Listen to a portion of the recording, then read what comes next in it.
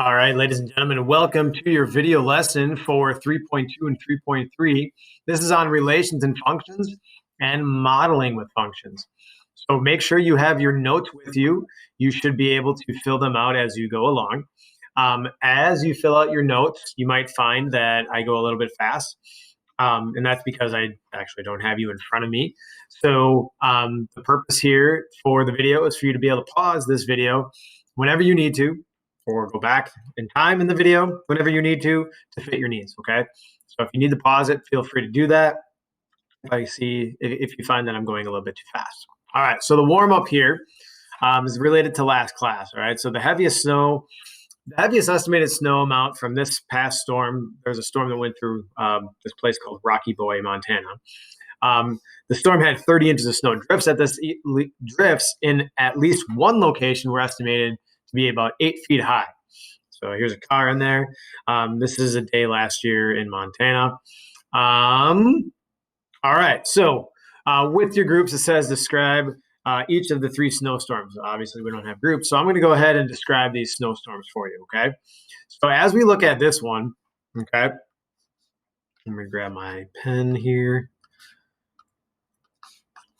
As we look at the first graph, I noticed that in the first chunk of time, there's not a whole lot of snow that has fallen, right? If this is measuring snowfall in inches and time in hours, in the first chunk of time, there's not a whole lot of snowfall, right? So I'd say it starts snowing a little bit, right? And in that same next chunk of time, that increases a little bit more, and that next chunk of time increases a lot. And by the end, this is like crazy blizzard, right, at the top. So at the end of this time period, we have a lot of snow. So this would be a slow start to the storm and then a crazy blizzard at the end. Okay, so this one would be like, I'm already measuring snow on the ground, right?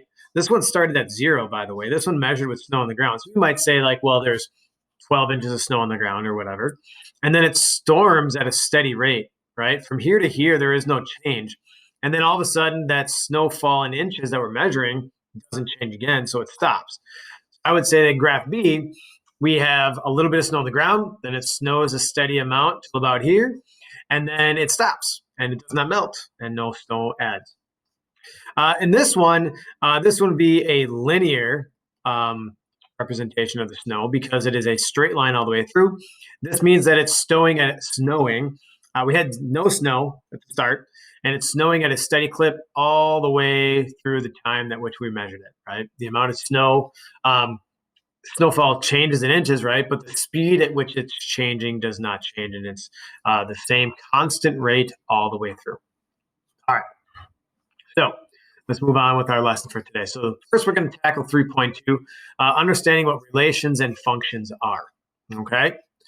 So this is where we're heading with today's information. At the end of class, we're going to answer this, okay? So let's discuss what you already know about this with your groups. We're just going to kind of read through it, and then we're going to come back to it at the end. His parents have given her an interest-free loan of $100 to buy a new pair of running shoes. She plans to pay back the loan with monthly payments of $20 each. So in question A, it's asking you to write a function rule for a balance function with B of P, this is what it means, where P represents the number of months or the number of payments that Jenna has made. This is something that we'll be able to answer at the end of class. What are the independent and dependent variables? We'll be able to answer this at the end of class. After how many payments will Jenna have paid back more than half of the loan? That's something we'll be able to reason out, right? And then what is a reasonable domain, okay? So these are things that after class, we're going to circle back to and answer those questions. Some definitions here. First, a relation, right? A relation is just a set of ordered pairs. So like if you see a table, right, X, Y table, and you got some values here and here, that is a relation, okay? We say that X is the input value and Y is what we get out of it, right? So you can think of an equation, right, as a machine, right? We put X values in, the machine does some stuff, and it spits out a Y value, right? So that's how you can think of as an equation. The X values are the input, the Y values are the output, and that set of ordered pairs is the relation. Domain is all the possible inputs or all the X values, okay? Domain is all the inputs, all the X values, and then the range is all the outputs, all the Y values, okay? And we talked a little bit about that last class as well. But now we're kind of matching it with this word input and output, which is going to come in later when we talk about functions. All right. Given the following relation, determine what the domain and range are. First of all, I'd like to talk about this. Is this a discrete or is this continuous relation? Well, because I know every single point, this is going to be discrete. And when we graph this, this would be unconnected points, right? So my domain, remember, are my x values. So there's an x value, there's an x value, there's an x value, and I list them in order. It would be -2, 3, 8, and I close my bracket. Range, I have y values here, here, and here, and those y values would be 1, 9, -2. Okay, now those are good answers, okay, but they're not the best answers, all right, because we typically want to put these in numerical order. This one is already in numerical order, but this one isn't, okay? So just kind of keep that in mind there. All right, so a function. What is a function? This is a new term that we're going to talk about. A function is a type of relation where there is only one output value for every input value, okay? In other words, for every x value in that relation, there is exactly one paired y. For every x value, there's exactly one paired y. And if that's not the case, then it's not a function. So that's like, explain why y equals 2x is a function. Okay, well, I can kind of explain this with a table. Let's say that I got an input, right, an x value of 0, okay? Well, my y value for that is 0, and there is no other y value that could potentially be that, because 2 times 0 is going to be equal to 0. It's not going to be sometimes equal to 0 and sometimes equal to something else, okay?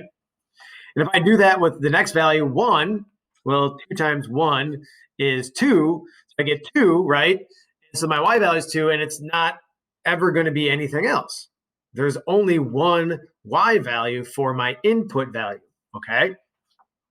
And if I do the same thing with 2, I get 4, right? There's no way for me, if I use this equation, there's no way for me to get any other value.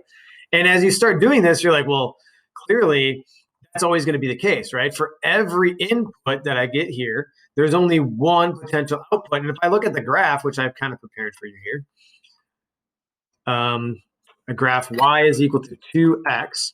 I look at this, it creates a straight line, okay?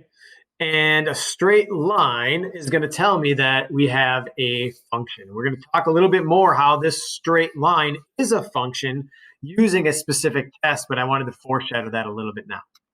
Okay, so let's look at this one. Given the domain and range, give the domain and range of this relation. Sorry. So we got a relation here. We got number of books sold, right? This would be my x values. This would be the price. This would be my y value. So I'm inputting the number of books that I'm selling, right? And I'm getting out, the output is the price. So my domain, remember, this is also discrete because they're individual points, right? I can't sell 2.375 books. So my domain, open bracket, x is going to be equal to, and then I just list out all of these values, right? 2, 3, 4, 5. My range is going to be the same thing, 4, 6, 7, 9. Okay. And then I have to interpret them in context, right? So like, what does the domain mean? Okay. Well, the domain is the amount of books sold, right? It's just the number of books that I'm selling. And it's kind of in the table, right? What does the range mean here? Well, the range is the price paid for each amount of books. So if I sold 5 books, that price is $9. Okay.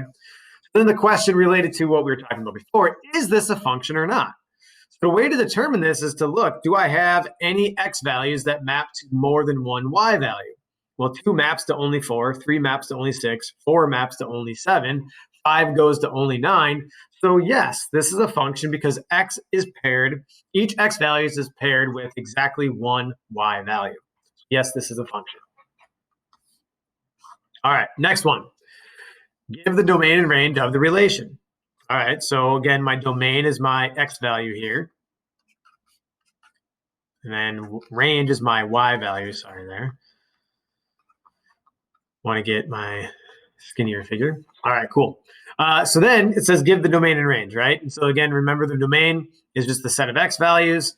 So that's going to be 20, 30, 35, and 60. And then my range is going to be my y values, 50, 85, 85, and 100. Okay, so notice there are some repeated y's here. That's going to come back.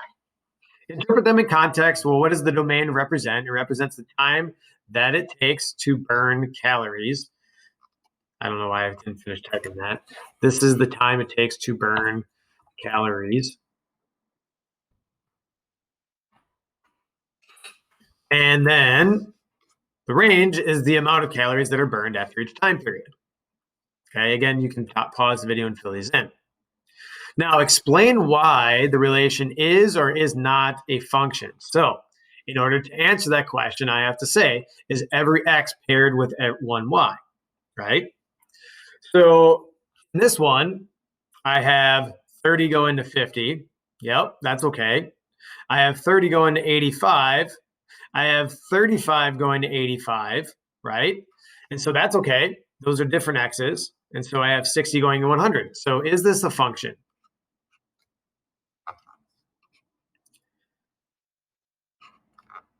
All right. So there are not repeated x values here. Okay. I don't know why that says that there are. There are not repeated x values.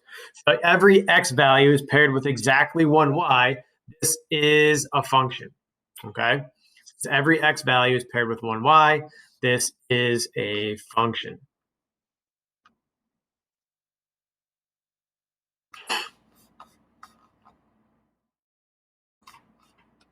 Let me just do this for a second. I'm just going to write that out. Since each x is paired with one y, this is a function. Okay.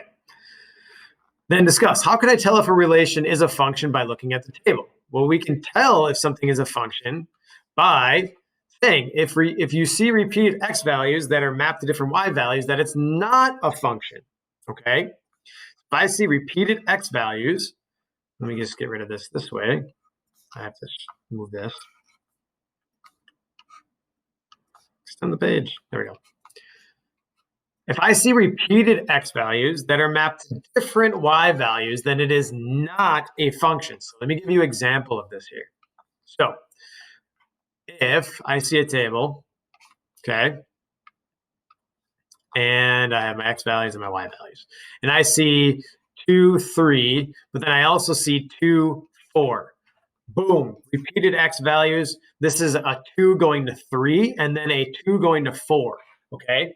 So for every input, I actually now have different y values. I put in 2 and I get a 3, but I put in a 2 and I can also get 4. That's how you can tell something is not a function. Repeated x values that map to different y values. However, if we would also see x and y, if it looked like 2, 3, and then I had, for some reason, 2, 3 again, this would be okay. It'd be weird to list that point twice, but it would be still work out as a function. But because we have repeated x values and different y values, then it's not a function. Okay, so that's how you can tell. So how can I tell if a function is a function by looking at the graph? Well, there's a test for that. It's called the vertical line test. So the focus of the vertical line test is not so much determine how something is a function, but determine how something is not a function, right? So the vertical lines test states that a relation is not a function if a vertical line intersects the graph at more than one point. Okay, if it hits the graph more than once, it's not a function, and you have to try to make it fail. Okay, a vertical line can only intersect one point on the graph, then it is a function. If a vertical line can only intersect one point in the graph, then it is a function. So kind of look at these and kind of relate, right? So like you're trying to make this fail. Okay, so this is a discrete function. I'm trying to look for basically points that are stacked on top of each other, okay? And I don't see that here. So what that means is that I draw vertical lines through all these points. I only hit one point on the graph. It's going to happen for all these. So yes, this is a function. So it's a yes function, okay? For this one, same thing happens. If I draw a vertical line anywhere, it's only going to hit one time. So this is also yes function. And then the third one, again, I think this is even more clear. It only hits one time every time I draw a vertical line. So yes, this is a function, okay? And then this one here, this is a circle. It's going to hit, like I could try to make it hit one time only, like right there. That would be just being bad at the vertical line test. I'm trying to make it fail, right? And if it does fail, I only have to show it one time, right? Because this hits twice, no, not a function. All right, so that's how you use the vertical line test, okay? So let's look at a couple of these examples using the vertical line test. Is this a function or not? If I look at this side and I draw vertical lines, right, it's only going to hit one time. But if I look right here, a vertical line will hit two times. So this is no. Is this a function? Hits the graph only one time all the way through. So this is yes, it's a function. And now these are a little bit different, right? These are tables. So remember, we're looking for repeating x's and go to different y's. So 1, 2, 3, 4, 5, 6. There are no repeating x's there. By the way, if I were to graph those, right? Like just so we can connect this to the vertical line test, 1, 2 would be like here, 2, 4, 3, 6, 4, 8, 5, 10, 6, 12. That passes the vertical line test. If I drew vertical lines through that, it would only hit one time. So therefore, this is a function. So that's how you can see like the connection between the table, right, and what a pass on the vertical line test is. So yes, this is a function, no repeating x's. Now look at this one. 1, 2, 2, 4, 1, 5, 3, 8, 4, 4, and then I have 5, 10. Well, here I have 1, 5, and I have 1, 2. So let's just give you, so like right now, we know based on what we know about functions, we know that this is not a function, right? But let's connect it to what we would see on the graph, okay? If I graph those, let's say 1, 2 is here, right? Well, then 1, 5 would be here, and those 2 points alone would fail the vertical line test because if I drew a vertical line, it would hit 2 times. Obviously, like, 2, 4 would be here, whatever. And so we'd have all these other points, but it doesn't matter. It fails right there. So that's how you can connect what the table looks like with the graph itself. All right, all right. It's moving right along here. All right, so for a discrete function, can the number of elements in the range be greater than the number of elements in the domain? The answer to that is no, because then you would fail the vertical line test just like we saw, right? We would basically have x's that would go to one y value, right, in the table. And then we'd have x's to go to another y value. That same x would go to a different y value. And therefore, it would be kind of stacked points, right? And it would not work. It would fail the vertical line test. Is the relation a function if the graph intersects the y-axis twice? Well, the y-axis is a vertical line, right? So let's just kind of draw a visual, right? So this is the y-axis, right? And so if my graph does something like this and intersects twice, well, that's an automatic failure, right? So that would be no, because this would fail the vertical line test. All right, moving right along. That was the end of 3.1 or 3.2. So out of the last lesson, you should have understood what a relation is. Relation is a set of coordinate points. What a function is. A function, remember, only has one input, and every input has exactly one output that's matched to it, not two of them. And we saw how to find that in the table and how to find that on the graph. Okay. And we talked about the vertical line test, right? And those are basically the main things you should have gotten out of the last one. Modeling with functions now, okay? Let's talk about this. So first, some vocabulary again, okay? An independent variable is the input to the function. It is the part of the function that's going in. A lot of times, time will be the independent variable because we can't change time, right? Things depend on time changing, right? but I can't influence time. I can't make time change. Therefore, it is independent. That's why time is usually an independent variable. So if you're ever asked the question, what's the independent variable, and time is an option, that's usually going to be it. Okay. So the independent variable goes into the function. We call that our x value. Just kind of relate the other thing to time. Most of the time when you're graphing stuff, time will be on your x-axis, which is another clue that it is an x value. Dependent variable is the thing that is changing by the independent variable, right? As I change time, as time changes, right, the height of my tree grows, right? So that depends on time changing, right? It is the output value of the function. It is my y value. Okay. Now, this is the next thing that we need to really get out of this idea of function notation. It's going to look weird. It's going to have the parentheses, but it's really, really simple, okay? So let's go through it. If x is the independent variable and y is the dependent variable, we can use this thing called function notation. Now this looks weird. This is read y equals f of x, right? But what it's really saying is that y is a function of x, meaning y is influenced by what x does, right? By what x is. I'm putting x values into the function, okay? And I get y values out, okay? I put y values into the machine. We said that was like an equation as a machine, right? I'm putting y values into the machine, or x values into the machine, and I get y values out. So this is read y equals f of x. That's what this is read, okay? Where f is the name of the function. I could also use like g of x or h of x. Typically, you're going to see f, but if we have multiple functions, then we need to give them different names to differentiate, right? So that basically means, like, the long and short of this is that y is the same thing as f of x. So if I want to rewrite the equation y equals 2x minus 1 using function notation, all I got to do is be like, oh, well, if y equals f of x, then it's f. I'm just going to write a fancy f here. I can't write this thing. F of x is equal to 2x minus 1. It's as simple as that. Now this reads a function of x is 2x minus 1.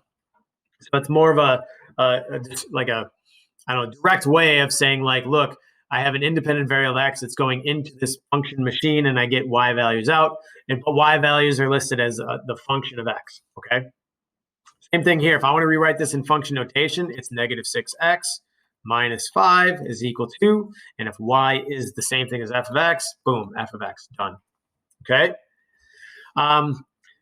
Last thing here, I don't know if you can see this, an algebraic expression that defines a function is, come on now, a function rule.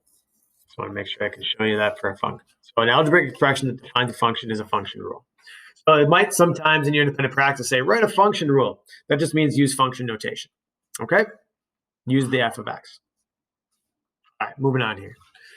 So example number 5 in your notes. For example, identify the independent, for each example, identify the independent dependent variables, write an equation in function notation for each situation, and then use the function to solve the problem. So a lawyer fee is 180 bucks per hour for his services. How much does a lawyer charge for 5 hours? So the original function that I could write, like if I were to write an equation for this, I might write y is equal to 180x, right? And I would say that x is equal to hours, okay? And y is equal to total charge.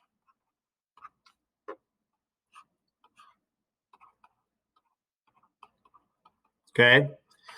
But now if y is supposed to be f of x, then all I really got to do is say, all right, well, f of x is equal to 180 times x, right?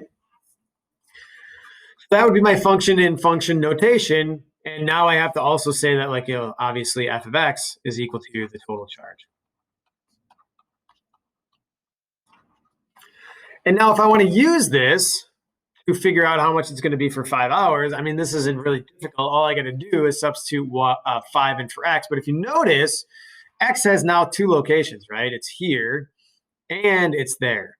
So what I say is the function evaluated at 5 is equal to 180 times that 5. So function notation is a little bit descriptive because it tells me not only the answer, but it's going to tell me what number I used to get the answer. Because now all I got to do is say, well, f of 5 is equal to, and then I'm going to take 180 times 5, which I'll just do quickly here. 180 times 5. $900. Lawyers are expensive, ladies and gentlemen. Don't get in trouble and need one. So that's how you would write this whole thing in function notation. All right, next example. Kate earns $7.50 per hour. How much money will she earn after working 8 hours? All right, well, I could rewrite an equation that says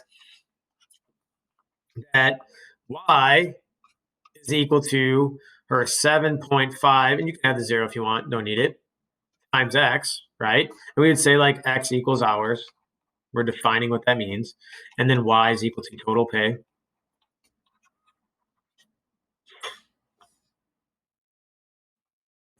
So now I got to put this in function notation, right? So that's easy. All I got to do is replace y with f of x. So 7.50x, right? Now I can use this. I'm like, all right, how much does it cost? How much am I going to get paid after 5 hours? Oops, went a little bit far there. So I could say f of 8 is equal to 7.50 times that 8, and I'm done. So 7.5 times 8 gives me $60. Then I can say that f of 8 is equal to 60. Awesome sauce. All right, now we're back to our problem, which means we are almost done, ladies and gentlemen. Thanks for hanging in there. Doing great. All right, Jenna's parents gave her an interest-free loan for $100 to buy a pair of running shoes. She plans to pay them back by paying monthly payments of $20 each.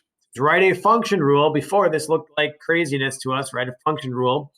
For the balance of the function p of p, the balance is a function of the payments, where p represents the number of payments that Jenna has made. So that's easy, right? It's going to be b of p is equal to the $100 minus 20p.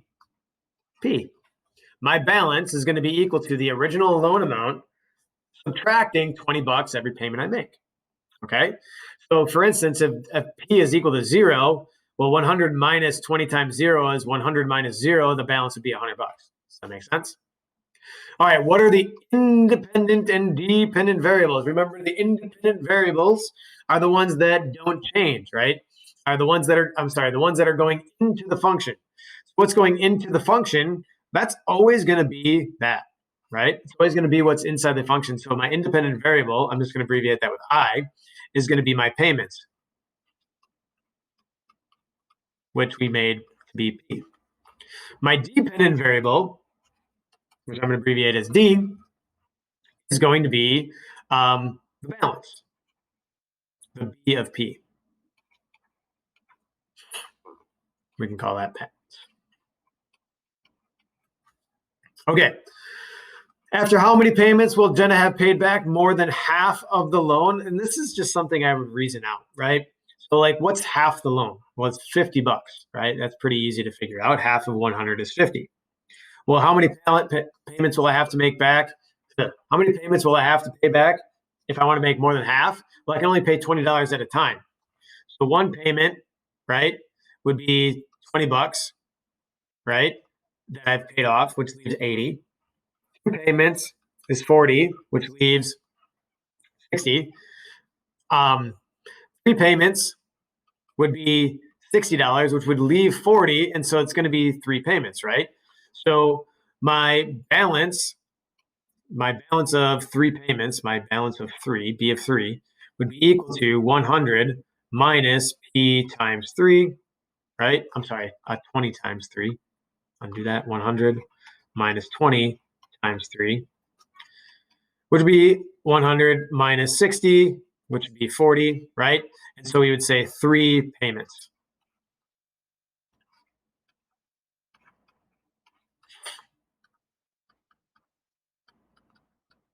All right, now this last question. What is a reasonable domain for this situation?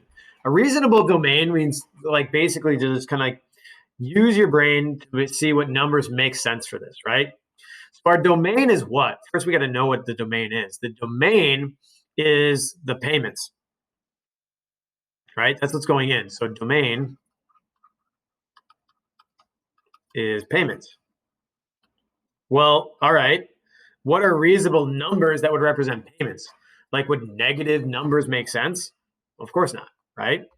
Would values of 1.6754 make sense? No, I'm paying 20 bucks at a time. Would numbers that are bigger than what would pay off the loan make sense? No. My reasonable domain is very specific, right? So my reasonable domain, I'm going to use D here for domain. The domain is going to be 0. I can not pay back at all. Not a good choice, but 0. 1, 2, 3, 4, and 5. Right? I'm not going to pay back, like after 5 payments, I've paid everything back, right? So I'm not going to pay more than I owe, an interest-free loan. So that would be my reasonable domain. So if you're asked a question about a reasonable domain, you're just basically asked the question like, what numbers make sense for domain in this situation, right? We said negative numbers don't make sense. Typically, that's not going to work, right? And then decimal values don't make sense because I can't make fractional payments. And we're only going to make the payments that make sense for the loan. So that's it. All right, ladies and gentlemen, make sure that you have now are now ready to do your independent practice. If you need to go back to any of this, do it. Hope you guys have a great weekend. Peace.